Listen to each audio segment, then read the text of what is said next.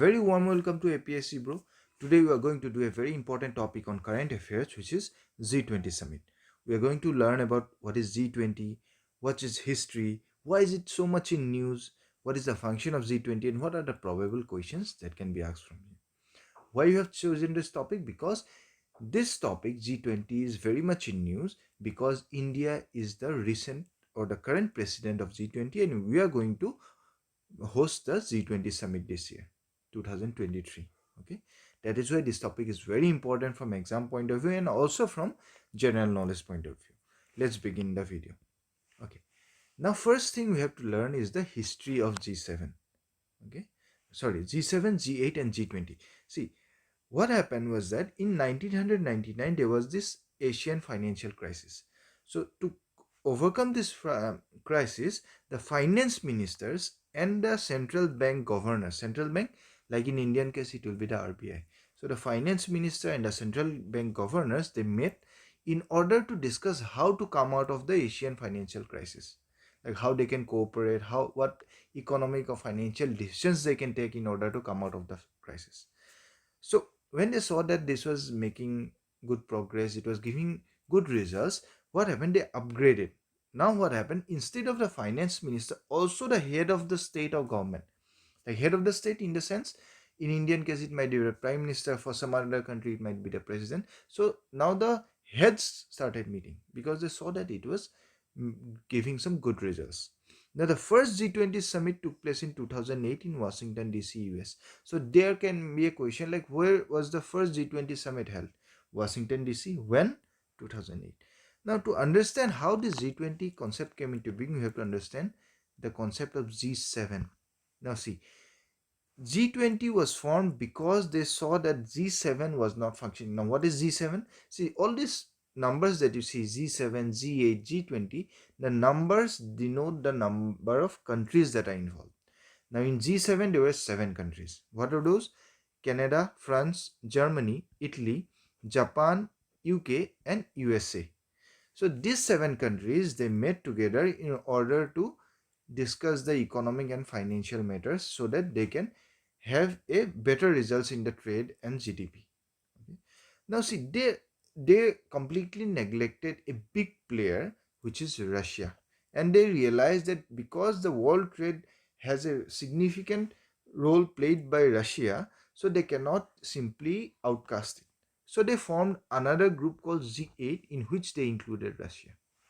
Now, as the time progressed, you will realize that certain players like China, India, Brazil, Australia, European Union, South Africa, these countries were playing a big role in the global economy.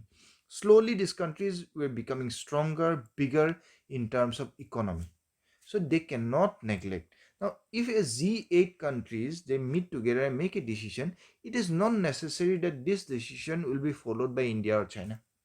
And now India or China, who has such a big population or such a big role in the global economy, if they don't follow the decision, then there's no point of taking the decision.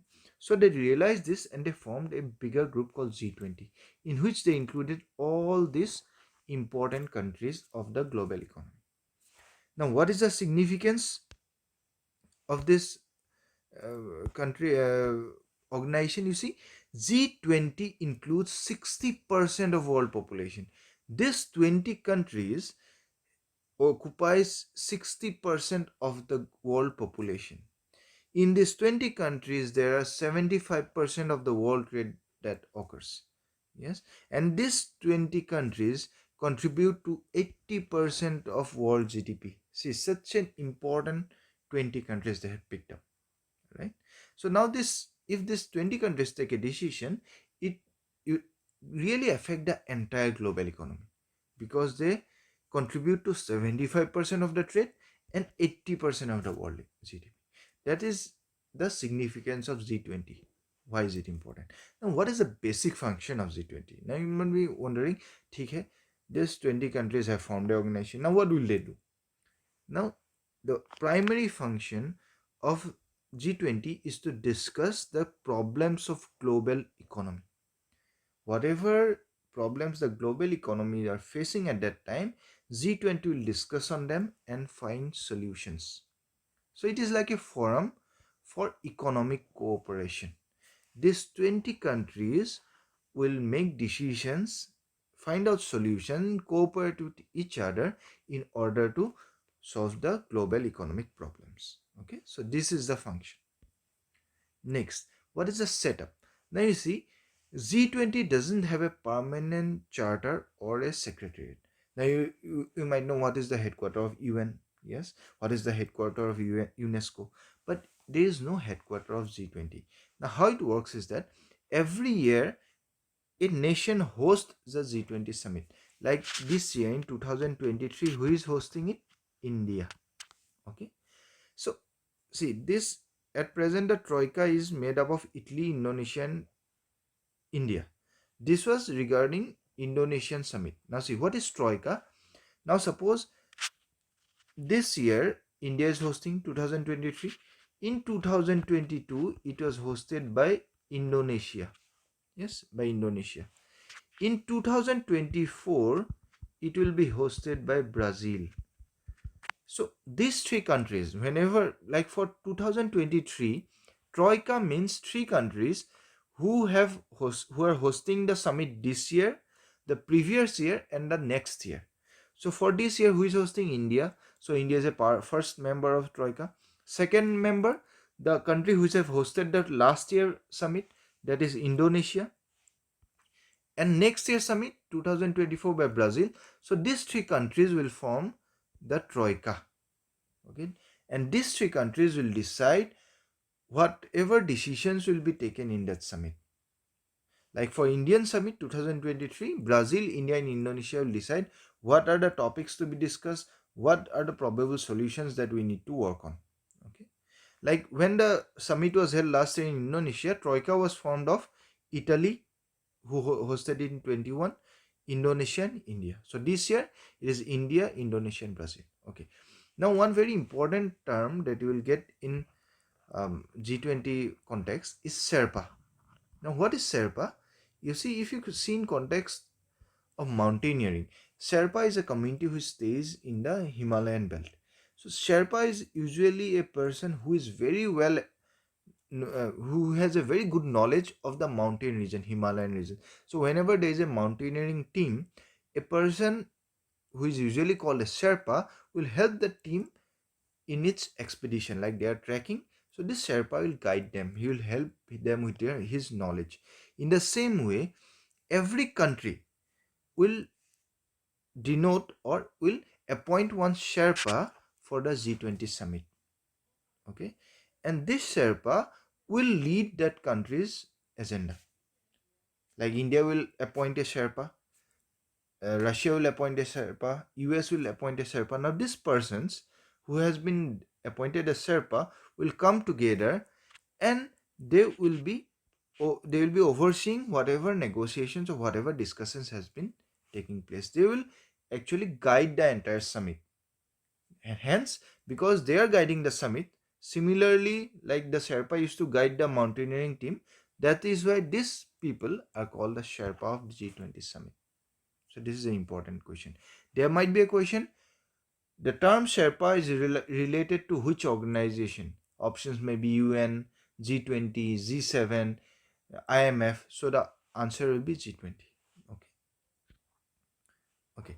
Now, why this time G20 is important? Because India is hosting the summit and India is the president of the G20 summit. So, India has assumed the charge of G20 presidency and it will be held in India in 2023. India took this presidency formally on December 1, 2022. Okay. The president position of India will last till 30th November 2023. From 1st December, who will become the next president? It will be Brazil. Like we have discussed in the previous slide, Brazil will be hosting the next G20 summit. So it will be the next president. This is the logo of Indian presidency G20 summit under India, and the theme which India have selected for this year's summit is One Earth, One Family, One Future. This is very important from exam point of view. They will ask you what is the theme of this year's G20 summit. It is one earth, one family, and one future. Okay. Now, if you talk into the logo, because usually questions usually come from logo of various summits.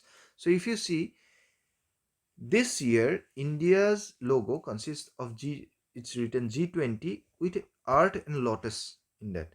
The color of the logo drives its inspiration from the Indian national flag, like saffron, white, green. These colors are there, which is there in our national flag.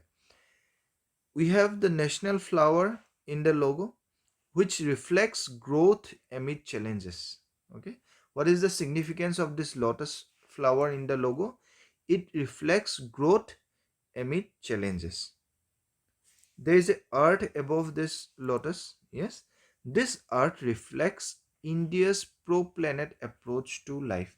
Now, from the Vedic time, from the ancient time, India always demonstrates a love with nature, with the mother earth. Yes, so in this G20 summit logo also, we are trying to portray the same thing, that we have a pro-planet approach to life, that we have to be in perfect harmony with nature. Okay, in the logo there is a Sanskrit slok which is Vasudeva Kutumbakam. Now this means one earth, one family, and one future. That everyone in this earth, we have only one earth, or everyone that resides in this earth is one family, and we all have one future, and hence we have to work together for this future. And below the logo there is Bharat written in Devanagari script. So this is all about the logo that we are having in this year's G20 summit. Now regarding the meetings, see, India will host 200 meetings in over 50 cities.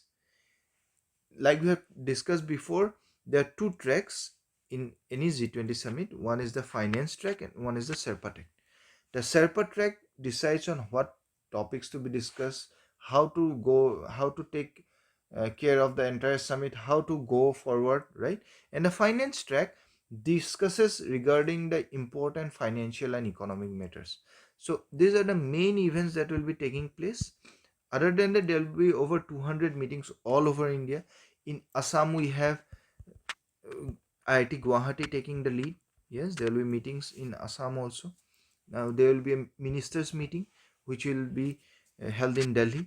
Yes, so these are the main centers for all the meetings to be held under G20 summit this year. Go through them, just have a look on them, just for your understanding. We are discussing this. Hardly there will be any questions from this locations, but yes, in which place G20 foreign ministers meeting was held, that is important, that is Delhi. Okay, so this is all about G20 that might be asked in your exam, also from general knowledge point of view. Like and subscribe our channel, keep supporting us so that we can help you with your more important videos. Thank you so much.